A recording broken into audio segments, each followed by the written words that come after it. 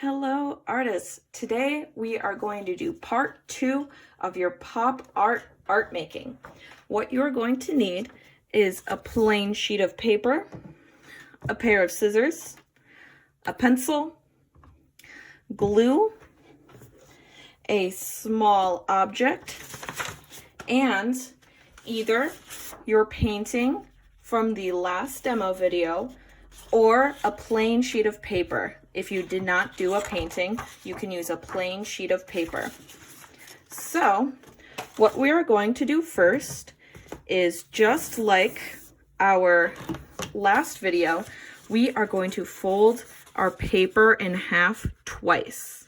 So I fold it in half like this, then I turn it and fold it in half like that.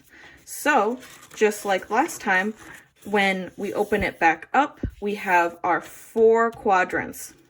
So we are actually going to close our paper again, and we are going to take our small object. I took my little witch friend here, and you want to choose something that will fit within your paper. If you don't have a small object, then you can use your hand and do a bunch of different poses or however you want. I would do my hand, but my hand's just slightly too big for my paper. So I take my object, I put it down on my paper, and I'm going to trace my object very carefully. I'm making a special point to make sure I hold my object down so that we can get a good tracing and it doesn't move. Look at that. We have our little outline of our witch. Next thing you're going to do is we are going to cut out our witch. And it's very important that the outside stays in one piece. So we aren't going to cut just 1 or 2 pages of the paper. We want to cut every single page of the paper. So we want to cut those. And when that is done, it should look something like this.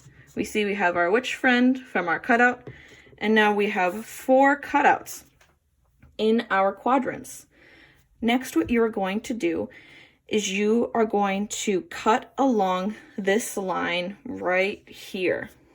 And that is because we want all 4 of them, all 4 of our witches, to be face up so that all 4 of them look like this, instead of when before it was cut, they were facing each other.